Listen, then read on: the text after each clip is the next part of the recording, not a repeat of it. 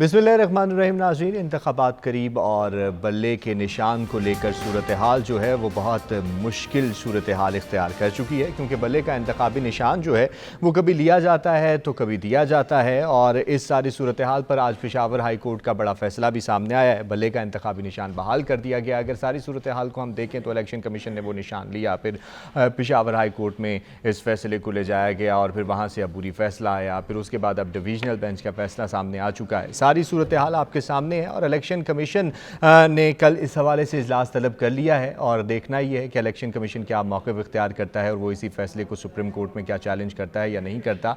और इस बल्ले के इंतखाबी निशान को लेकर बहुत सारे सवालात जो हैं वो जन्म लेते हैं। उनमें से बुनियादी सवालात यही हैं कि पाकिस्तान तहरीक इंसाफ के वोट बैंक के ऊपर कितना असरअंदाज हो सकता है ये बल्ले का निशान, और अगर सुप्रीम कोर्ट इसको बहाल करती है तो क्या सूरत हाल होगी, और अगर बहाल नहीं करती तो क्या सूरत हाल होगी। और इलेक्शन कमीशन का भी कहना है कि उनकी पेशावर हाई कोर्ट का ये इस्तेकाक नहीं है कि वो के इंतखाबी निशान को अलॉट करे या ना करे।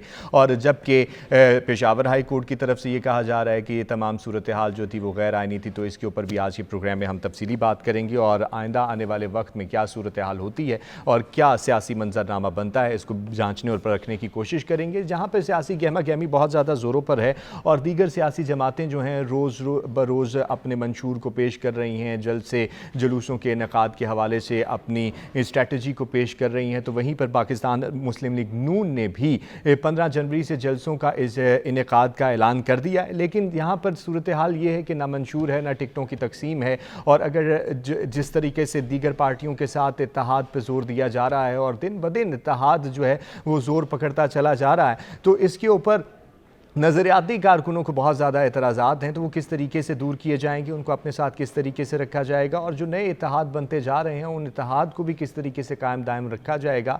और आइंदा आने वाली हुकूमत के हवाले से भी बात करेंगे, क्योंकि ये कहा जा रहा है कि सियासी मंजरनामे में जिस तरीके से नून लीग को पजीराई हासिल हो रही है और लोगों की जानिब से भी ये बात की जा रही है कि अब आइंदा आने वाली हुकूमत जो है वो नून लीग की बनती दिखाई देती है। तो ये नून लीग जो इत्तेहादी हुकूमत बनाती चली जा रही है और बहुत सारे इत्तेहादियों को अपने साथ इकट्ठा किए जा रही है। जिस कल हमने बात की कि बिलावल भुट्टो जरदारी साहब ने भी कौमी हुकूमत बनाने के हवाले से बात की है।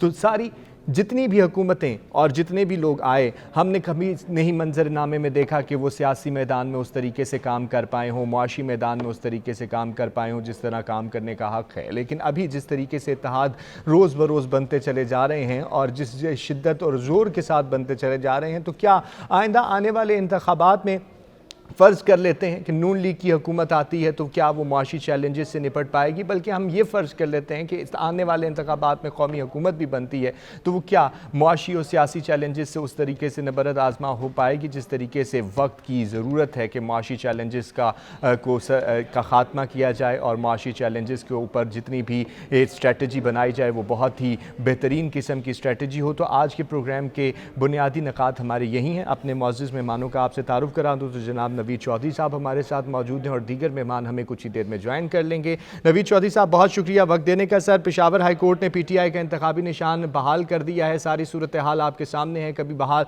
इंतखाबी निशान लिया जाता है, कभी इंतखाबी निशान बहाल हो जाता है, और अगर इसी तरह मामलात चलते रहे तो आपको क्या लगता है कि वक्त हाथों से निकल ना जाए और इंतखाबात सर पर हैं?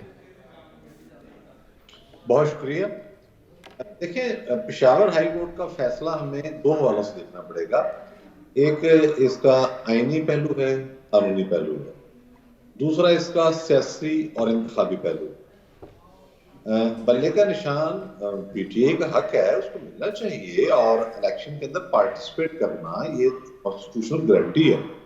तमाम सियासी जमातें जो पाकिस्तान में काम कर रही हैं उनका इस बात का पूरा इस्तेकाक है कि वो अपने पसंदीदा सिंबल के तहत इंतखाबी अमल में जाएं। एक पहलू तो ये।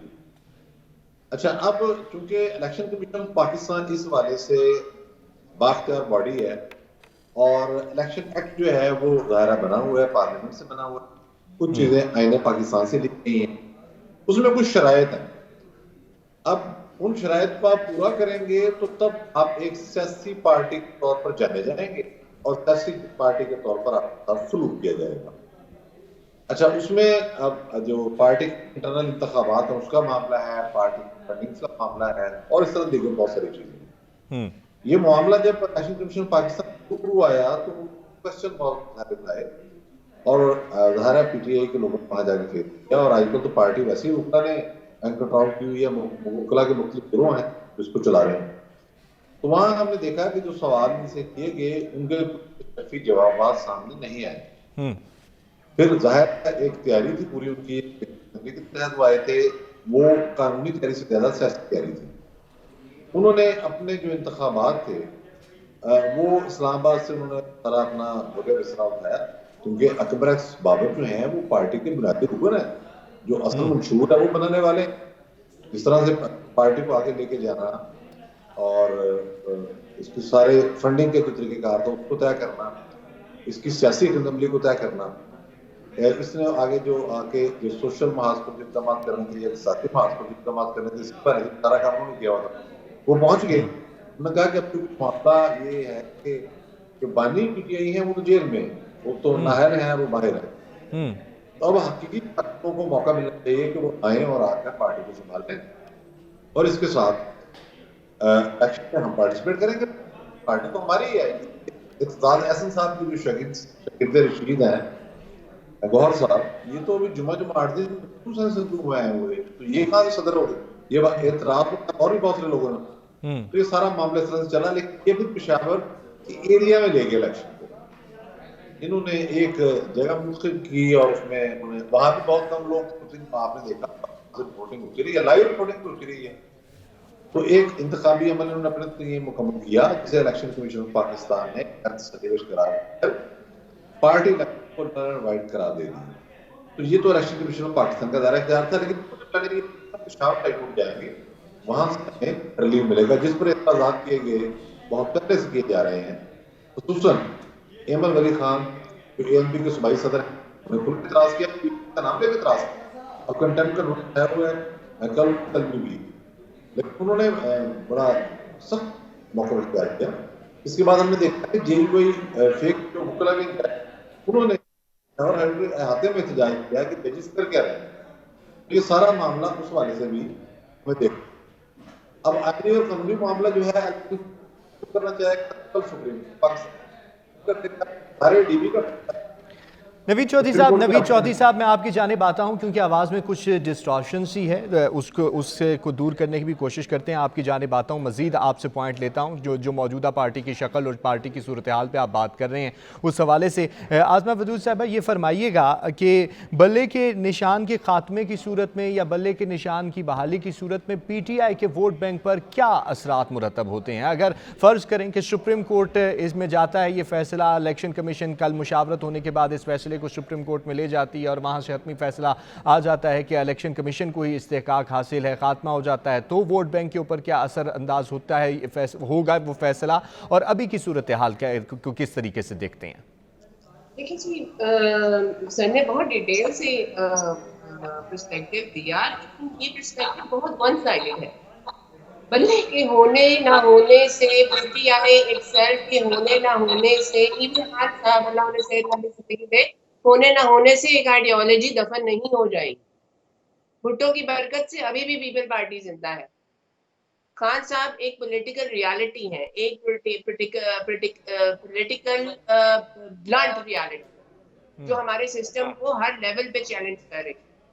अगर ये इलेक्शन कमीशन जो एक नेक्सस है उसका हिस्सा बन के अगेंस्ट PTI सुप्रीम कोर्ट चला भी जाता है, और बल्ला अगर नहीं भी होता PTI के पास, तो भी जो पॉलिटिकल चैलेंज वो इस तमाम नेक्सस को ऑफर करेगा ना, वो रिड्यूस नहीं हो सकता, वो कम नहीं हो सकता। As long as the ideology is there, जब तक उनका वोटर इंटैक्ट है, तब तक कोई भी चीज खान साहब के वोटर को हिला नहीं सकती। एक सिस्टम और आपकी तमाम पार्टियां, उन्होंने वन अगेंस्ट ऑल का फॉर्मूला पहले ही दे दिया। 16 महीने लेकिन आसमा वदूद साहबा मैदान में जाएंगे तो मामलात होंगे ना। अभी अगर सारी की सूरत हाल देखी जाए, अगर मौजूदा शक्ल को भी देखा जाए, जैसा मैं नवीद चौधरी साहब से भी जानना चाह रहा था कि मौजूदा पाकिस्तान तहरीक इंसाफ की शक्ल को देखा जाए तो क्या उसको उसी तरह से पजीराई मिलेगी? और दूसरी बात ये भी फरमाइएगा कि वहाँ पर पार्टी के अंदर टिकटों की तकसीम के हवाले से, पार्टी के अंदर जो मामलात हैं वो खुद टूट फूट का शिकार हैं, तो वो किस तरीके से अपनी इलेक्शन कैंपेन को आगे लेकर रन करेंगे? बिल्कुल मैं आपकी बात समझ गई। आप की ये जो एक पॉलिटिकल विक्टिमाइजेशन की जो एक वेव चली ना, उसने पॉलिटिकल डायनामिक्स ही तब्दील कर दिए। आप मुझे पीटीआई की 4 मेन लीडर्स के नाम बता दें। आपने फर्स्ट ईयर लीडर जेल में है, सेकंड ईयर लीडर को आपने या तो यू फेयर देम ऑफ या convince them, third year leader आपकी वैसे ही अंडरग्राउंड है। आपके पास मेन लीडरशिप तो है नहीं, पार्टी का इंफ्रास्ट्रक्चर तो ऐसा है नहीं। इस वक्त there is only one identity, that is Imran Khan against the whole system। इसके अलावा पीटीआई की एग्जिस्टेंस आपको ऑन द ग्राउंड कहाँ नजर आ रही है? चैलेंज आपको क्या चीज दे रही है? चैलेंज आपको ये टूटी फूटी पीटीआई देगी, लेड बाय गौहर साहब। Do you really think that is the challenge? Do you really think that बल्ला is the challenge? The real challenge is the person who is standing against the system in the prison. और as long as he is standing, जब तक लोगों के साथ उसका वो connection है ना, तब तक ये तमाम मनूवर्स आपको रिवॉर्ड नहीं कर सकते। ओनली चीज जो आपको रिवॉर्ड करेगी वो इलेक्शन में जाना है, वोटर को ये राइट देना है कि वो अपना लीडर चूज कर ले, अपने who they want to lead the who they want their country to be led by। और इसके सिलसिले में इस किस्म के मूवमेंट्स रिवॉर्ड नहीं करेंगे। कनेक्ट करना रिवॉर्ड करेगा, अपने लोगों से जाके कनेक्ट करें। नून लीग और बाकी आपकी पीपल पार्टी वगैरह ने ये एंडेवर्स बिल्कुल छोड़ दिए हैं। वो सिस्टम के रिपल्स और रिडल्स पे डिपेंड कर रहे हैं, वो डेमोक्रेटिक नॉर्म्स पे डिपेंड नहीं कर रहे। डेमोक्रेसी का आपका जो फाउंडेशन होती है वो आपके लोग होते हैं। लोगों से कनेक्ट करना जरूरी है, जाके अपना वोट बैंक रीगेन करना जरूरी है, एक मेन मैनिफेस्टो देना जरूरी है, एक एजेंडा देना जरूरी है जिसपे लोग आपको आके वोट करें। अभी आपका नून लीग तो अपने मैनिफेस्टो के तलाश में है, ऊपर से पीपल पार्टी वालों ने जो अपना नारा दिया है उसमें से रोटी कपड़ा निकाल दिया, चावल दाल रह गई उसमें से। What is actually going on? This is a democratic infrastructure we are talking about, democracy we are talking about।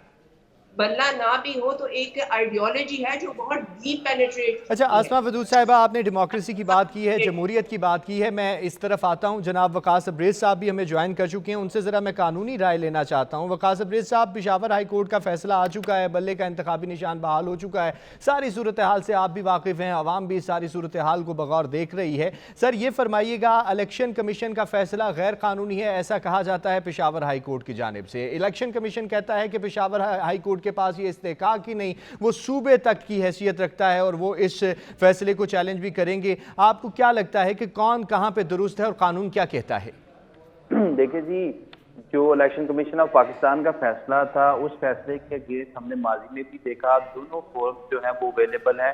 Appellate forum के तौर पे Islamabad high court, Peshawar high court, Lahore high court, at the same time supreme court of Pakistan is the last court of appeal इन पाकिस्तान, और वहां पे भी appeal की जाती है। लिहाजा हमारी प्रैक्टिस का हिस्सा है कि हाई कोर्ट में भी अपील की जाती है और सुप्रीम कोर्ट तो अल्टीमेट बेंच होती है अपील है, जो कि लास्ट अपील कंसीडर की जाती है। तो मैं ये समझता हूँ कि अगर मौजूदा दौर के अंदर इलेक्शन कमीशन को वो समझते हैं कि वो इस फैसले से अग्रीव है और ये फैसला इसकी ऑथेंटिसिटी या साउंडनेस को वो टेस्टिफाई या चेक करना चाहते हैं, दे हैव ओनली वन यास्टिक and one door to knock out. वो सुप्रीम कोर्ट ऑफ पाकिस्तान का टाइम महदूद है। वहाँ मुझे बजाय बतौर स्टूडेंट ऑफ लॉ, बतौर स्टूडेंट ऑफ पॉलिटिक्स की नजर आती है कि जैसे चीफ इलेक्शन कमीशन और पूरे का पूरा इलेक्शन कमीशन वर्जित है और ये इंटेंट रखता है किसी न किसी तरीके से पीटीआई को पॉलिटिकल स्केलेटन और पॉलिटिकल स्ट्रक्चर से जो है वो नॉकआउट करे और बल्ले का निशान भी ले और इनकी सारी एफर्ट जो है वो जायज कर दे। और जिस तरह पहले पीटीआई जो है वो दीवार के साथ लगाई जा चुकी है, मुझे इन तमाम सूरत हाल के अंदर आज का जो हाई कोर्ट का फैसला था, मेरे मुताबिक ये फैसला जो था in accordance with the spirit of constitution था, इन अकॉर्डेंस विद आर्टिकल 218, 224 और 224A था। वो इसलिए था कि किसी भी इरेगुलरिटी या इलीगैलिटी जो यहाँ तक जस्टिफाई हो ही न सके, उसकी बुनियाद पे किसी पार्टी के इंट्रा पार्टी इलेक्शन को आप जो है वो कालअदम करार दें, पार्टी को डिसॉल्व करें, उसका सिंबल वापस ले, ये पाकिस्तान की अवाम के फंडामेंटल राइट्स के ऊपर डाका डालने के मुताबिक। वो क्यों? क्योंकि हमारे आइन के अंदर जो आर्टिकल 9 से 28 और 28 से 38 तक जो पाकिस्तान की अवाम के फंडामेंटल राइट्स दिए गए हैं, वो तब तक उसकी तकमील और तस्कील नहीं हो सकती जब तक शहरियों का राइट टू वोट जो है वो इंटैक्ट हो, वो इनफिल्ड हो, उसकी इंश्योरेंस आइन गारंटी करे। और आइन को इंश्योर करवाने के लिए, सेफ गार्ड करने के लिए, प्रोटेक्ट करने के लिए हमारी हाई कोर्ट और सुप्रीम कोर्ट मौजूद है। मुझे बतौर स्टूडेंट ऑफ लॉ ये चीज नजर आ रही थी कि ना 11 प्लेइंग फील्ड दी जा रही है, ना फेयर अपॉर्चुनिटी दी जा रही है। और माइनर सी ग्राउंड्स के ऊपर आप एक पार्टी से उसका सिंबल ले लें, इंट्रा पार्टी इलेक्शन को कालदम करार दे दें, ये तो आयन के ऊपर और at the same time Pakistan के शहरियों के फंडामेंटल राइट्स को डिस्पर्ज करने के, डिस्टॉर्ट करने को, डैमेज करने के, ये सारी चीजें मुतरादिफ थी। लिहाजा हाई कोर्ट का आज को जो फैसला है, this is a landmark decision in the political and judicial history of Pakistan. और मैं ये समझता हूँ कि दिस इज अ बेंचमार्क, जो कि इतने मुश्किल हालात के अंदर जो है, कठिन हालात के अंदर ये फैसला दिया गया, जब तमाम की तमाम चीजें जो है जिसमें पीटीआई फोल्डेड, मोल्डेड और टिंट और टेंटेड होती हुई नजर आ रही थी, उसके अंदर आज शायद पीटीआई के लिए एक बड़ा हैरान कुन और जो है खुशाइंद फैसला है। और इस फैसले की रोशनी में मैं समझता हूँ तमाम पॉलिटिकल पार्टीज जो है वो अपने अपने स्पेस में जाएं, इलेक्शन कंटेस्ट करें, फिर अपॉर्चुनिटी तमाम पार्टीज के पास हो, कैंडिडेट्स के पास हो, इसमें कोई कबाहत नहीं है, कोई हबासत नहीं है। लेकिन फिर भी अगर इलेक्शन कमीशन ये समझती है कि वो ये सिंबल जो उनको वापस दिया गया है वो गलत तरीके से दिया गया है, या उनके पास ज्यूरिसडिक्शन है हाई कोर्ट के पास, तो they can clearly move to the supreme court of Pakistan to check the soundness of this decision. सही। वकास अब्रेज़ खान साहब, ये बताइएगा कि सुप्रीम कोर्ट में जाने का कितना इम्कान आपको नजर आता है और वहां क्या सूरत हाल बनती दिखाई देती है? देखिए 101% वो सुप्रीम कोर्ट ऑफ पाकिस्तान जाएंगे, क्योंकि तमाम इंस्टीट्यूशंस या तमाम पार्टीज जो किसी भी केस के अंदर समझती हैं कि बड़ा कोई सिग्निफिकेंट या कोई पर्टिनेंट काज है, और वो जो काज है वो नेशनल काज है, तो फिर उसके अंदर तो अदारे जरूर सुप्रीम कोर्ट जो लास्ट कोर्ट ऑफ अपील है उस तक तो जरूर अप्रोच करते हैं ताकि मैक्सिमम वो रिलीफ ले सके। तो उनके पास एक मौजूद है फोरम। मुझे नहीं लगता कि किसी भी सूरत वो इस फोरम को एग्जॉस्ट करेंगे या किसी सूरत भी अपने राइट को बस खुद पिंच अप करेंगे। लिहाजा वो 100% 101% जाएंगे सुप्रीम कोर्ट में। और एक इम्पोर्टेंट बात है सर, वो ये कि सुप्रीम कोर्ट ऑफ पाकिस्तान के सामने पहले से ही 3 रोज कबल जो है वो 11 प्लेइंग फील्ड के हवाले से पीटीआई की मुतअद्दिद पिटीशन थी जिनको कंसोलिडेट किया गया। चीफ जस्टिस ऑफ पाकिस्तान ने खुद सुना और आपके जो साबिक गवर्नर है खोसा साहब ने उसमें दलाइल भी दिए और बड़े वहाँ पे हार्ट एंड कोल्ड जो है वो आर्ग्यूमेंट हुए, सल कलामी भी हुई और अल्टीमेटली चीफ जस्टिस साहब ने इस्तफसार भी किया कि कैसे आप ये समझते हैं कि जो आपको 11 प्लेइंग फील्ड नहीं दी जा रही। अच्छा वकास साहब, मैं आपकी जानिब आता हूँ, मजीद इसी हवाले से बात करते हैं। नवीद चौधरी साहब फरमाइएगा, हमने जिस तरीके से पाकिस्तान तहरीक इंसाफ के ढांचे की बात की और जिस तरह से आसमा वदूद साहिबा ने चैलेंजिंग सूरत हाल की बात की कि दीगर पार्टियों को इस पार्टी ने क्या चैलेंज देना है, तो इसकी बुनियाद जो पाकिस्तान तहरीक इंसाफ का जो ढांचा है वो खुद पाकिस्तान तहरीक इंसाफ के लिए इस वक्त कितनी चैलेंजिंग सिचुएशन इख्तियार कर चुका है। क्योंकि अगर इंट्रा पार्टी इंतखाबात के हवाले से देखा जाए तो परवेज इलाही साहब के भी बयानात आपके सामने। जी बिल्कुल, देखें पार्टी के अंदर ग्रेड्स तो है ना, पार्टी गैर मुतल्लिका लोगों के हाथ में आ गई है, ये बात तो हकीकत है। और दूसरी पार्टी जो हैं वो यकीनी तौर पर जिस तरह से उनको मैदान अमल में आना चाहिए वो नहीं है। खास तौर पर हम ये महसूस कर रहे हैं कि मुस्लिम लीग नून की जो सियासत है वो तो बिल्कुल ही गैर जिम्मेदाराना है। क्योंकि जब आप सियासत कर रहे होते हैं तो ये आपकी पार्टी का मामला नहीं होता, ये फिर आप कौम की खिदमत करने जा रहे हैं तो ये कौमी मामला है।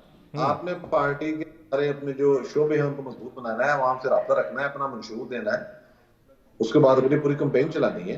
तो ये एक अजीब गरीब किस्म का माहौल जो बना हुआ है, जिसके बारे में आज शेख रशीद साहब जैसे जो जहाँ दीदा सियासतदान है जो सारी उम्र गेट नंबर 4 के अंदर बाहर खड़े रहे हैं, आज सुबह वो भी कह रहे थे अपनी अदालत में उनकी पेशी थी तो वहां साहब से गुफ्तगू करते हुए, ये जो सियासी इस वक्त मंजरनामा बन गया, ये मुझे समझ में नहीं आ रहा। समझ में क्यों नहीं आ रहा? तो इसमें मैं नहीं समझता कि जो मुख्तदर ताकतें हैं उनके पास कोई बहुत ज्यादा कमजोरी या ज़ौफ आ गया है। देखिए जरा सा उन्होंने झटका किया, जैसे ये इतला आई कि मुजाहिर साहब के खिलाफ कल पेश होंगे गवाहान, और ज़ाहिर करप्शन तो बहुत ज्यादा है, नबी चौड़ी जो मियां दाऊद का रेफरेंस है उसमें बहुत सारी चीजें आई हुई हैं, तो आज रिजाइन करके निकल गए वो। तो अगर एस्टेब्लिशमेंट और हर जज जो है वो जस्टिस काजी फायद ईसा, जस्टिस वकार सेठ या जस्टिस चौधरी सिद्दीकी नहीं होता। जो कुछ अदालतों में हो रहा है ये भी कोई जुर्म नहीं है, ये इसका भी कोई मतलब है। बेशक आप कहें कि कंटेम्प्ट के जुमरे आ रही हो मेरी बात, लेकिन हकीकत ये है कि ये जज साहब ये कहाँ से आते हैं, कैसे इनकी भर्तियां होती हैं और इनके मामला कैसे मॉनिटर होते हैं। और जस्टिस इजाज चौधरी का एक इंटरव्यू है सही, मजीद सूरत हाल सर कल ही सामने आएगी, क्योंकि जब इलेक्शन कमीशन जो है उसने भी इजलास तलब किया है कल, और क्या मुशावरत के बाद हिकमत अमली इलेक्शन कमीशन की जानिब से भी बनाई जाती है। मुझे ब्रेक का कहा जा रहा है सर, उससे पहले अवामी पोल की बात कर देते हैं, क्योंकि यही सवाल जो है हमने अवाम के सामने भी रखा, और अवाम के सामने हम सवाल रखा कि क्या PTI के इंट्रा पार्टी इलेक्शन और बल्ले के निशान का हतमी फैसला सुप्रीम कोर्ट से होने का इम्कान है। तो 53% जो अवाम है वो समझती है कि हाँ बिल्कुल सुप्रीम कोर्ट से ही होने का इम्कान है, और 47% ने ना की सूरत में जवाब दिया है। नाज़रीन, ब्रेक पर जा रहे हैं और वापस आएंगे तो ज़रा दीगर जमातों की आइंदा आने वाले इंतखाबात के हवाले से, हिकमत अमली के हवाले से भी, और मुस्लिम लीग नून की तैयारियों के हवाले से भी बात करेंगे, और क्या मंजरनामा बनने जा रहा है और 8 फरवरी तक क्या सूरत हाल बनती है, इस पर बात करेंगे। हमारे साथ रहिएगा। वेलकम बैक जी। नाज़रीन, सियासी सूरत हाल के हवाले से गुफ्तगू का सिलसिला जारी है, और नून लीग ने 15 जनवरी से इंतखाबी जलसों का ऐलान कर दिया है। सूरत हाल क्या बनती है, नवाज शरीफ के जलसों में शिरकत से वोट बैंक कितना बढ़ सकेगा, क्या फ़ायदा होगा नून लीग को, और जिस तरीके से नून लीग का अभी तक मंशूर नहीं आया, टिकटों की तकसीम नहीं हो पाई, तो मामला क्या है, मामलात क्या हैं, इसी हवाले से सवाल अपने पैनल के सामने रखूँगा। तो जनाब आसमा वदूद साहिबा, आप फरमाइएगा कि जिस तरह हमने ब्रेक से पहले भी बात की जमहूरियत के हवाले से, तो एक सवाल तो ये रखना चाहता हूं कि क्या वजह है कि हमारी सियासी जमातें जो हैं वो भरपूर तरीके से जमहूरियत की अक्कासी नहीं कर पाती, और दूसरा ये फरमाइएगा कि नून लीग ने इतने देर से जलसों का, इंतखाबी जलसों का ऐलान किया है, क्या सूरत हाल बन सकती है, वोट बैंक पे कितना असरअंदाज होगा यहाँ की भी सूरत हाल? देखिए कि वो अभी ये पेटीएम का एंडेवर था ना, that was the wrong for me, और फिर वो डिलीवर भी नहीं कर सके। उस वक्त हमारी इकोनॉमी की सिचुएशन ऐसी थी कि वो उस मौके पे getting into the prime minister's shoe, और इसके अलावा आप पूरी जो कैबिनेट आपकी वहाँ पे एक 13 जमाती इत्तेहाद की आई, उसने अपनी पॉलिटिकल आइडियोलॉजी को बहुत डैमेज किया, उसने अपनी पॉलिटिकल स्टैंडिंग को डैमेज किया। आपके स्टार्ट अगर आप देख लें तो आपको पता चलता है कि देर से आपकी इकोनॉमी ने नोज डाइव की, सोशल आइसोलेशन में, ग्लोबल आइसोलेशन में आप चले गए, हर लिहाज से it was a complete package of disaster. तो उस एक सिचुएशन को अब तो वो एक मंडेला इफेक्ट के साथ लोगों को कन्विंस करना चाह रहे हैं ना कि पिछले 16 और ये अभी केयर टेकर मिला के ये टाइम है ही नहीं, एग्जिस्ट ही नहीं करता पाकिस्तान की हिस्ट्री। तारीख वहां शुरू होती है जहाँ पे नवाज शरीफ साहब थे, या तारीख वहां शुरू होती है जहाँ पे बेनजीर साहिबा थे।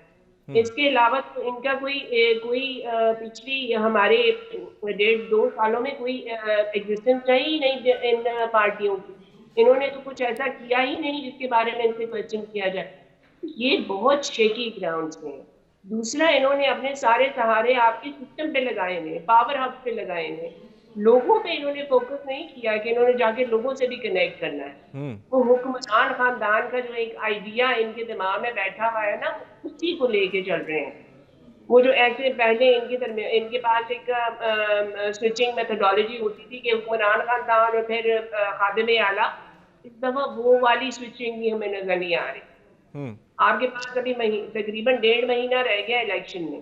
कहाँ है इलेक्शन का हंगामा, कहाँ है नारे, कहाँ है गाने, कहाँ है वो माहौल, कहाँ है साइड मीटिंग? कुछ भी नहीं हो रहा। सिर्फ एक इमरान फोबियाटिक सियासत है, और इमरान फोबियाटिक सियासत के बेस पे ये समझ रहे हैं कि शायद ये कुछ बहुत बड़ा रेवोल्यूशन ले आएंगे, क्योंकि because the system is against Imran Khan, तो दे कैन मैनिपुलेट। मगर एक और बात यह है कि एस्टैब्लिशमेंट भी, जो आपके पावर हब भी होते हैं ना, वो भी इवेंचुअली अपने आप को लोगों से अलाइन करते हैं। अगर आपने वहां पे भी अपने रवाबित अच्छे रखने हैं तो लोगों को अट्रैक्ट करना पड़ेगा, लोगों के साथ कनेक्शन रीबिल्ड करना पड़ेगा। ये जो PDM की हुकूमत रही है जिसमें एक नोज डाइव आपकी इकोनॉमी ने मारी है, उसको ओवर अब कम करने के लिए लोगों को कन्विंस करना पड़ेगा। वो कन्विंसिंग तो हमें कहीं नजर नहीं आती। हमें तो खाली मनूवर्स नजर आ रहे हैं, हमें तो खाली पॉलिटिकल विक्टिमाइजेशन नजर आ रही है, हमें तो खाली एक फ्रिक्शनल पॉलिटिक्स नजर लेकिन आ रही आसमा है। वदूद साहब, हमें इस सारी सूरत हाल में नून लीग के इत्तेहाद भी तो नजर आ रहे हैं। एक्सक्यूज मी, नून लीग के इत्तेहाद भी तो नजर आ रहे हैं, वो जितनी दीगर पार्टियों से इत्तेहाद करने जा रही है, तो ये भी कोई फायदा देगी? पीडीएम ने 13 पार्टियों का इत्तेहाद किया था। मैंने आपसे कहा ना कि वन अगेंस्ट ऑल का फॉर्मूला हमेशा गलत होता है।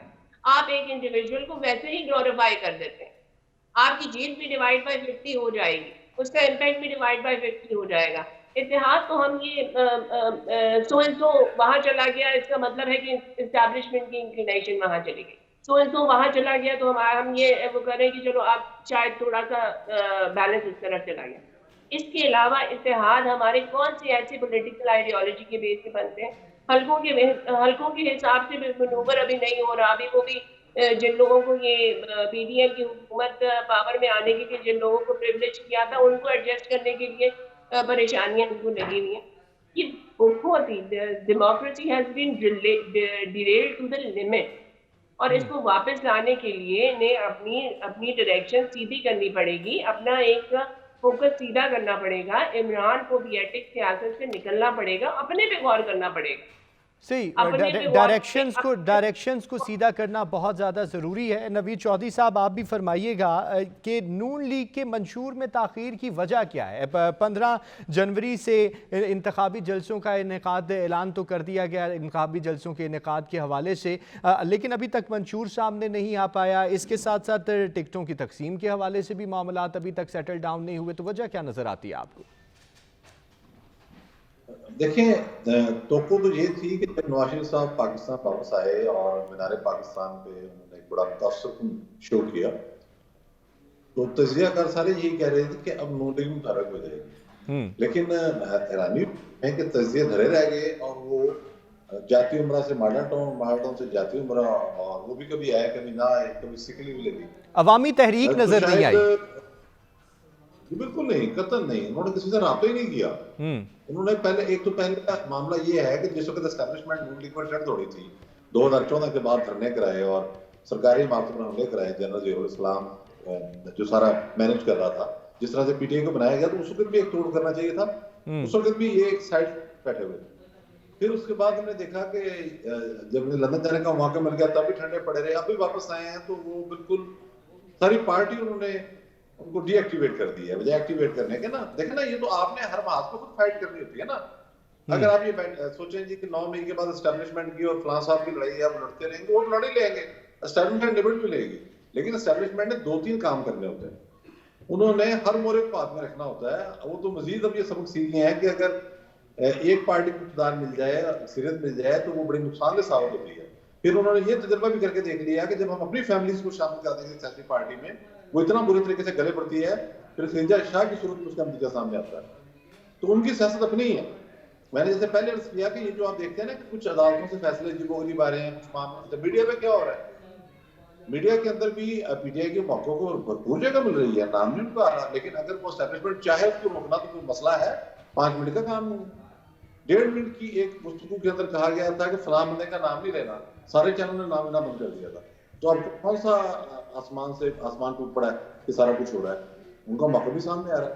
अच्छा, बजाय 9 मई की कार्रवाई करने के आए दिन कोई ना कोई वीडियो जारी कर रहे हैं, वो आप तो फिर हीरो बना रहे हैं। मतलब आपको इल्म नहीं है कि मामला कैसे हुए थे? नून लीग इसमें बुनियादी तौर पर बहुत ही गैर सियासी किरदार अदा कर रही है। वो कह रहे हैं हम तो टिकटें फाइनल कर रहे हैं, हम तो ये कर रहे हैं। भाई टिकटें फाइनल करें, किसने रोका है? सारी पार्टियां करें। मंशूर देना चाहिए, अवामी राब्ता मुहिम पहले चलानी चाहिए। आपका मीडिया जो है वो हरकत में आना चाहिए, पार्टी का मीडिया, आपका सोशल मीडिया नजर आना चाहिए, आपका वुकरा विंग नजर आना चाहिए, आपका यूथ विंग नजर आना चाहिए, आपका स्टूडेंट विंग नजर आना चाहिए। तो इस वक्त जो असल कसूरवार है, बल्कि 100% कसूरवार जो है सर उन तमाम विंग्स की तो आप बात कर रहे हैं कि वो तमाम सारे के सारे विंग्स जो हैं पार्टी के वो मुतहरिक होने चाहिए। लेकिन मैं आपसे ये भी जानना चाहता हूं कि नवाज शरीफ साहब अवाम में नजर नहीं आए।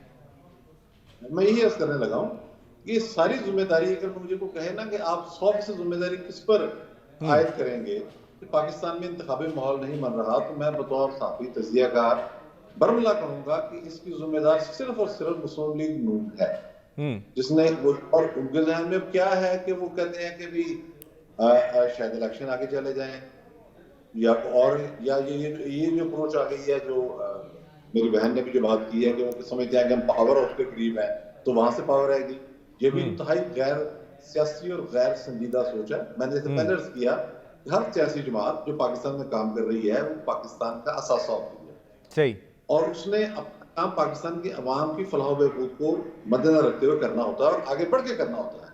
इस तरह से महदूद होकर बैठ जाना, उसकी वजह कुछ भी हो, उसकी कोई लॉजिक नहीं है। और अब उन्होंने कह दिया, आज ऐलान तो कर दिया है कि 15 जनवरी को मुतहरिक होंगे। तो हमारे एक दोस्त ने तब से बड़ा जबरदस्त किया था, मैं वो थोड़ा सा मजा ही है, तो उन्होंने कहा कि मुझे पूरा यकीन है कि नून लीग इंतखाबात के बाद इंतखाबी मुहिम शुरू कर देगी। सही सर, मजीद इसी के हवाले से बात करते हैं क्योंकि मुझे ब्रेक का कहा जा रहा है और इसी हवाले से हमने आवाम के सामने भी सवाल रखा कि क्या नवाज शरीफ की जलसों में शिरकत से नून लीग के वोट बैंक में इजाफा होगा। तो 14% अवाम समझते हैं कि हाँ शायद इससे इजाफा होगा, जबकि 86% अवाम समझते हैं कि इससे बिल्कुल भी इजाफा नहीं होगा। नाज़रीन, ब्रेक पर जा रहे हैं, वापस आएंगे तो ज़रा नई आने वाली हुकूमत को जो मुआशी चैलेंजेस का सामना है उस हवाले से भी बात करेंगे और मौजूदा हुकूमत की जो यानी निगरान हुकूमत की जो कारकर्दगी है उस हवाले से बात करेंगे, तो हमारे साथ रहिएगा। वेलकम बैक जी। नाज़रीन, सियासी मंजरनामे पर तो हमने बात की और जो सियासी इशारे बदल रहे हैं, सूरत हाल बदल रही है, पार्टियां कुछ जल्दी इंतखाबात की बात कर रही हैं, तारीख आने के बाद कुछ देर की इंतखाबात की बात कर रही हैं, और जिस तरीके से कैंपेन्स को चलाया जा रहा है, इंतखाबी मुहिम को भी चलाया जा रहा है, और कुछ जल्दी जलसों की बात कर रही हैं, कुछ देर से जलसों की बात कर रही हैं। लेकिन इस सारी सूरत हाल में अवाम की बात होना बहुत ज़्यादा ज़रूरी है कि अवाम को कितना फ़ायदा पहुँचेगा, और 8 फरवरी के बाद की जो सूरत हाल है वो अवाम के लिए नवीद शहर बन के आएगी या नहीं आएगी, इसी पर बात करते हैं। जनाब वक़ास अब्रेज़ साहब, फरमाइएगा, इस सारी सियासी सूरत हाल पर तो आपने गुफ्तगू सुनी, कानूनी राय भी अपने दे दी बल्ले के इंतखाबी निशान के हवाले से। सर, ये फरमाइएगा कि 8 फरवरी के बाद इलेक्शन होने जाने के बाद आपको क्या नज़र आता है? मुल्क में सियासी इस्तेकाम आ पाएगा, मुआशी इस्तेकाम आ पाएगा, और नई हुकूमत के पास कौन कौन से वो ऑप्शंस हैं जिनको वो बरूए कार लाते हुए मुल्क को के जो दीगर चैलेंजेस का सामना करना पड़ रहा है उनसे निबरद आजमा हो सके? देखिए जी, एक नई हुकूमत, कोई पाकिस्तान के अंदर नई हुकूमत नहीं बनने जा रही है। वही लोग हैं जो कि 3 दफा पहले हुकूमत कर चुके हैं। अगर 5 साल की हुकूमत आती है तो वो दूसरी तरह, अगर जरदारी की हुकूमत आती है तो वो चौथी दफा, और इसी तरह अगर इनकी हुकूमत आती है तो किसी चौथी दफा। लिहाजा मैं समझता हूँ कि पाकिस्तान के अंदर चेंज तो कहीं पे भी किसी तरह का कोई नजर नहीं आता। वही मंशूर, वही दस्तूर, वही एजेंडा, वही नारे, वही दावे, वही बातें जो कि हम घिस पिट के सुन सुन के हमारे कान भी जो है वो अक चुके हैं, थक चुके हैं। और अल्टीमेटली हम देखते हैं कि प्रैक्टिकली वकास साहब, प्रैग्मेटिकली शायद इसी वजह से अभी तक नून लीग का मंशूर भी सामने नहीं आ पाया। आपने कहा कि वही मंशूर सुन सुन के कान हमारे थक भी चुके हैं और पक भी चुके हैं, तो वो कोई नई चीज पका के आपको देने के लिए तैयार है। देखिए, अब कोई नए रेशमी कबाब बनाने की या हयाली पुलाव पकाने की जरूरत है। अवाम को जो सबज बाग दिखाए गए हैं, या हयाली पुलाव पकाए गए हैं, ये रेशमी कबाब बनाए गए, उससे अभी तक अवाम का कोई भला नहीं हो सका अनफॉर्चुनेटली। क्योंकि मैं ये समझता हूँ कि हमेशा ये माना भी जाता है planning 10 performances for final arrival to destination. Unfortunately यहाँ पे प्लानिंग नजर कोई नहीं आती, और जब भी किसी शख्स की हुकूमत आती है, हाँ साहब ने भी कहा कि मेरे पास 100 दिन का विजन है, मेरे पास 200 दिन का विजन है, 1 साल का विजन है, लेकिन वो कागज से कभी पूरी नहीं आई। इसी तरह नवाज शरीफ साहब के पास भी हमने देखा कि इनके गुज़िश्ता 3 अदवारों के अंदर भी बड़े अज़ाइम थे, बड़े इनके इरादे थे, और बड़ी विजन के साथ, स्लोगन के साथ आए थे। अनफॉर्चुनेटली कोई भी चीज़ वो पाया तकमील तक नहीं पहुंचा सके। तो अभी हम तो यही उम्मीद करते हैं कि पाकिस्तान के लिए बेहतर हो, हमारी मौशियत के लिए बेहतर हो, गरीब आवाम के लिए बेहतर हो, और जो यतीम मस्कीन नाने शबीना को तरसते हैं उनके हिस्से में भी वो रोशनी आए, उनके हिस्से में भी 2 वक्त की रोटी आए, और पाकिस्तान के अवाम के सरों के ऊपर जो महंगाई का जिन जो है वो बोतल से बाहर निकल के नाच रहा है, वो बोतल जो है जिन जो है वो बोतल में बंद किया जाए, और अल्टीमेटली अवाम को सुख का सांस लेने को मिले। तो यही उम्मीद की जाती है कि इंतखाबात के बाद इस्तेकाम आएगा हमारी पॉलिटिकल सर्कमस्टेंसेस के अंदर भी, हमारी मशीयत के अंदर भी, और एट द सेम टाइम इस वक्त मुल्क के अंदर जो लॉ एंड ऑर्डर की सूरत हाल इस वक्त बहुत ज़्यादा अंडरमाइंड हो चुकी है, जो बड़ी कमज़ोर हो चुकी है। स्टेट की रिट जो है वो मजबूत होगी, रूल ऑफ लॉ होगा, महंगाई का कला कमा होगा। अगर ये सारी चीज़ें हो रही है तो मैं समझता हूँ कि फिर आइंदा आने वाली हुकूमत जो है वो अवाम की उम्मीदों के मुताबिक होगा। शायद फिर अवाम को ये भी किसी चीज से मतलूब या मकसूद ना हो कि वो नवाज शरीफ की हुकूमत है या वो इमरान खान की हुकूमत है। अवाम को तो चाहिए जो सबसे इम्पोर्टेंट चीज, वो 2 वक्त की रोटी है, वो कपड़ा है, वो मकान है रहने के लिए, छत छुपाने के लिए छत है। तो ये वो सारी चीजें हैं। अनफॉर्चुनेटली जो इस्लामी फलाही मुमलकत खुदादाद एक फलाही।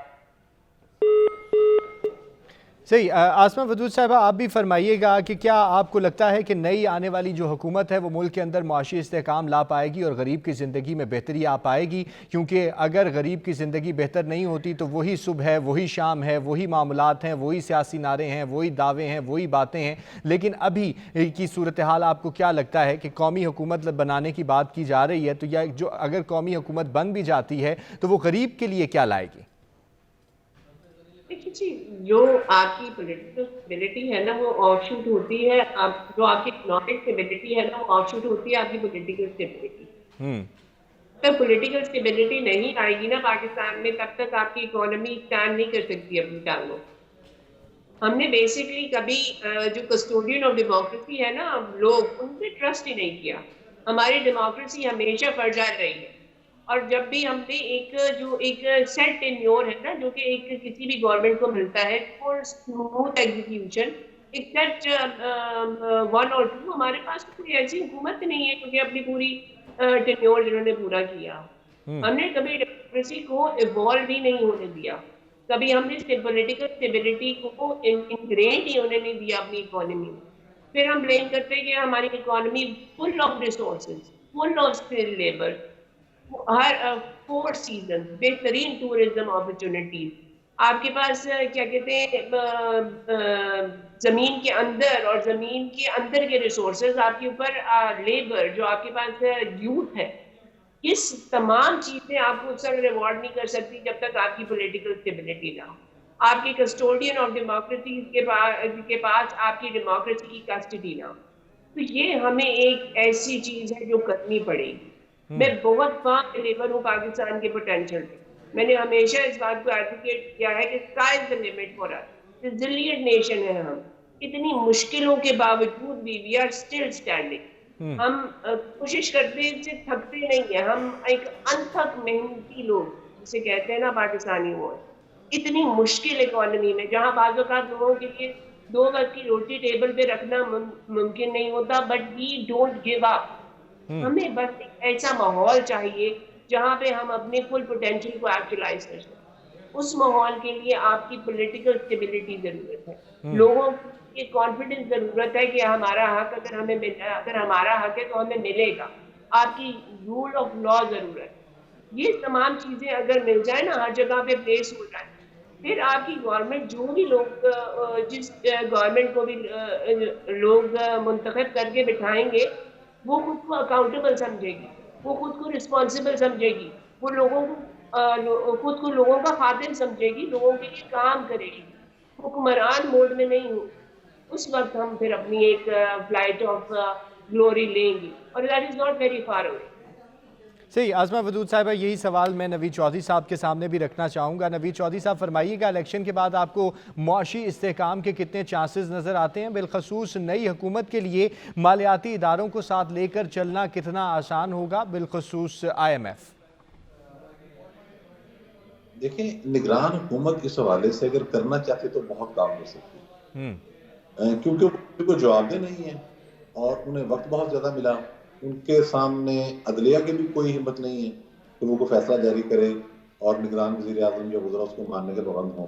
एस्टैब्लिशमेंट ज़ाहिर उनके पीछे खड़ी थी, और सबसे बड़ी बात जो मैंने पहले कही कि वो वहाँ को भी जवाब देने।